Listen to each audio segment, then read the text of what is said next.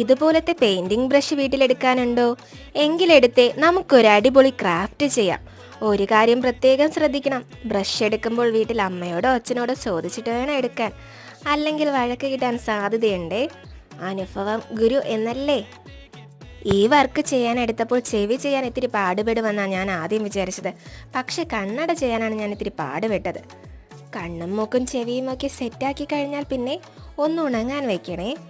ഉണങ്ങിക്കിട്ടിയാൽ പിന്നെ നമുക്ക് പെയിൻറ്റിങ് തുടങ്ങാം. അവിടെയും കണ്ണും കണ്ണടയും ഇത്തിരി കഷ്ടപ്പെടുത്തിയെങ്കിലും കുഴപ്പമില്ലാതെ ചെയ്തെടുത്തു എന്നതാണ് എൻ്റെ ഒരു ഇത്.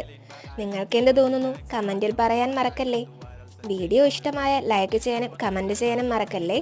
പിന്നെ ചാനൽ സബ്സ്ക്രൈബ് ചെയ്താൽ നമ്മൾ വീണ്ടും കാണും, അല്ലെങ്കിൽ കാണാനുള്ള ചാൻസ് കുറവാണ്. അതുകൊണ്ട് സബ്സ്ക്രൈബ് ചെയ്ത് എന്നെ സപ്പോർട്ട് ചെയ്യണേ.